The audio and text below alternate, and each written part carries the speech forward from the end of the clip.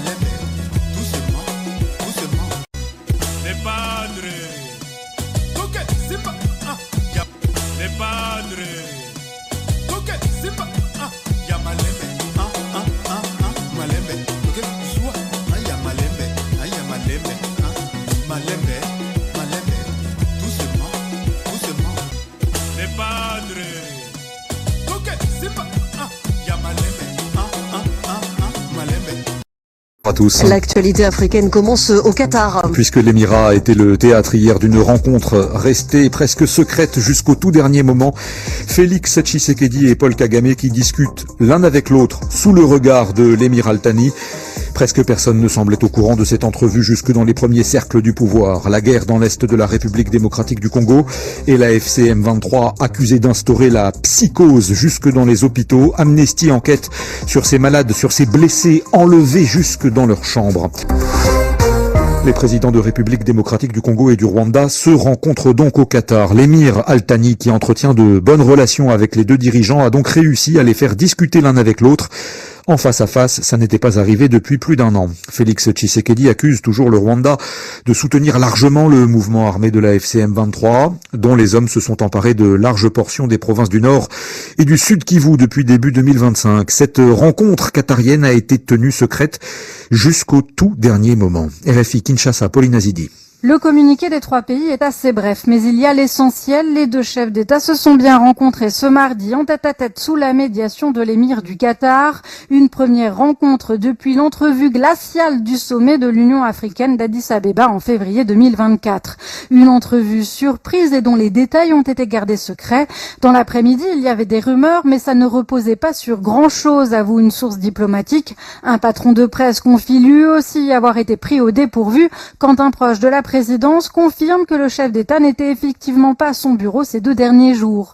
Mais les regards étaient tournés vers l'Angola. Devaient s'ouvrir à Luanda ce mardi des négociations entre le groupe armé AFC M23 et Kinshasa. Négociations qui n'ont pas pu commencer en raison de l'absence justement du mouvement rebelle qui a suspendu sa participation après l'annonce des sanctions européennes visant plusieurs de ses responsables. Le président a été fidèle à sa position, explique une source à la présidence congolaise, et d'ajouter, à savoir négocier directement avec celui qu'il considère comme le vrai chef du M23, Paul Kagame. Finalement, ce qui arrive est conforme avec ce qu'il a toujours dit, conclut notre interlocuteur. Pauline Azedi, Kinshasa, RFI. C'est à la une également ce mercredi, cette rencontre hier au Qatar entre président congolais Félix Tshisekedi et rwandais Paul Kagame. Une réunion de 45 minutes organisée dans le plus grand secret et initiée par l'émir du Qatar en bons termes avec les deux dirigeants. L'objectif était clair, tenter de trouver une solution à la crise sécuritaire dans l'est de la RDC, alors que Kinshasa, appuyé de plusieurs rapports des Nations Unies, accuse Kigali de soutenir le M23 qui s'est emparé de large part des provinces du Sud et du Nord Kivu. Et selon le communiqué final, les deux hommes ont réaffirmé hier leur engagement à un cessez-le-feu immédiat et inconditionnel et se sont accordés sur la nécessité de poursuivre les discussions. Trésor Kibongula est analyste politique à Ebouteli. Christophe Boisbouvier l'a interrogé sur la situation. Trésor Kibongula, bonjour. Bonjour. Est-ce que vous êtes surpris par cette rencontre au Qatar? Oui, comme tout le monde, c'était une grande surprise, en tout cas dans la forme, mais pas totalement dans les fonds, parce qu'on sait que Doha a longtemps voulu jouer un rôle dans la médiation entre la RDC et le Rwanda. On se souvient encore d'une tentative en 2023 déjà, mais jusqu'ici, Kinshasa s'y montrait toujours réticent, notamment parce que les Qatar est perçu par les autorités congolaises comme proche de Kigali, notamment avec des investissements au Rwanda et la construction d'un aéroport au Rwanda. Mais au regard des blocages dans les autres formats de médiation, je pense que cette rencontre offre quand même un progrès sur un point essentiel. Elle permet aujourd'hui aux deux chefs d'État de se parler directement, et c'est la première fois depuis des mois que Tshisekedi et Kagame se retrouvent face à face dans un cadre où ils peuvent discuter sans intermédiaires régionaux. Il y a 3 mois, une rencontre entre les deux présidents était déjà prévue. C'était à Luanda, mais à la dernière minute, Paul Kagame avait renoncé à y aller. Pourquoi ça a marché hier ? Plusieurs éléments ont évolué depuis décembre. Les contextes militaires et diplomatiques a basculé. En décembre, Kinshasa refusait encore totalement l'idée de négocier avec le M23. Kigali, de son côté, posait comme condition sine qua non des négociations directes entre le gouvernement congolais et les M23, ce que Tshisekedi refusait. Donc beaucoup de choses ont évolué. Les rapports des forces ont changé sur le terrain. Fin janvier, le M23 a pris les contrôles des Goma, puis en février, Bukavu est tombé aussi. L'armée congolaise n'a pas réussi à reprendre l'initiative et aujourd'hui, le M23 continue à consolider ses positions. Et sur le plan diplomatique, Kinshasa a finalement accepté l'idée de ces dialogues directs avec le M23, et de l'autre côté, on voit aussi toutes ces sanctions qui tombent sur le Rwanda. Donc je pense que face à cette situation, les deux parties avaient finalement plus d'intérêt à parler aujourd'hui qu'en décembre. Dans le communiqué final d'hier soir, les deux chefs d'État insistent sur le processus conjoint, le processus fusionné que l'organisation EAC des pays d'Afrique de l'Est et l'organisation SADC des pays d'Afrique australe ont mis en place le mois dernier à Dar es Salaam en faveur de la paix au Congo. Pourquoi cette attention particulière ? Je pense que l'initiative de Luanda n'avait pas vraiment réussi à avoir une confiance de la part de Kigali. Elle était portée par l'Angola de manière plus ou moins isolée. Et aujourd'hui, Doha ne cherche pas à créer un énième format parallèle de médiation, parce que lorsqu'on lit les communiqués qataris, on voit très bien effectivement que ce sont les discussions sous l'égide de l'EAC et de la SADC qui sont encouragées, ce qu'on appelle aujourd'hui les processus fusionnés. Je pense que c'est Ces choix peuvent s'expliquer par plusieurs facteurs, hein, parce que il correspond aux préférences de Kigali, qui a toujours misé sur ces processus fusionnés pour gérer la crise, parce que Kigali a une certaine influence, hein, sur l'EAC. Deuxième chose, c'est que ces choix des Doha de préférer les processus fusionnés permettent d'éviter un affrontement entre plusieurs initiatives concurrentes, parce qu'on était un peu dans une cacophonie, hein, d'initiatives de médiation. Avec Doha, maintenant, on essaie de proposer une ligne et c'est les choix des processus fusionnés. Est-ce à dire que les premières négociations directes entre le gouvernement congolais et le M23 n'auront pas lieu à Luanda, sous l'égide de l'Angola, mais quelque part ailleurs, en Afrique, sous l'égide de ce processus fusionné entre l'EAC et la SADC ? Ça devient vraiment très difficile d'envisager la médiation angolaise reprendre la main à cause de ces déficits de confiance, surtout du côté du M23 et de Kigali.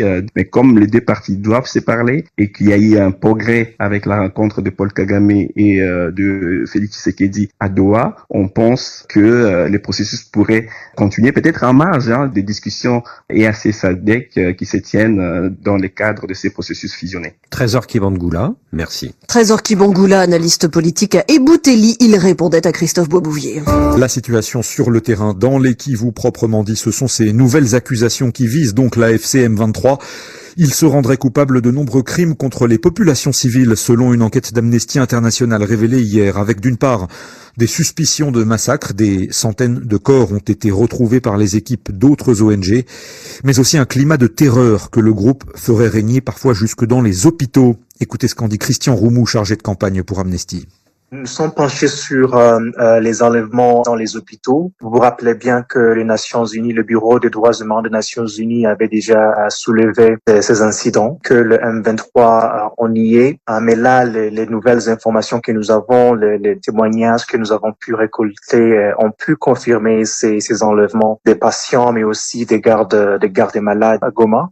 Nous avons aussi pu documenter des centaines de cadavres qui ont été retrouvés dans la province du Sud Kivu, environ 400 corps qui ont été ramassés par les services de la Croix-Rouge. Mais aussi, nous sommes plus penchés sur la situation des défenseurs des droits humains et journalistes. Et là, on remarque qu'il y a quand même une intention claire par les M23 de pouvoir museler tout critique contre l'action du M23. Christian Roumou, chargé de campagne pour l'ONG Amnesty International.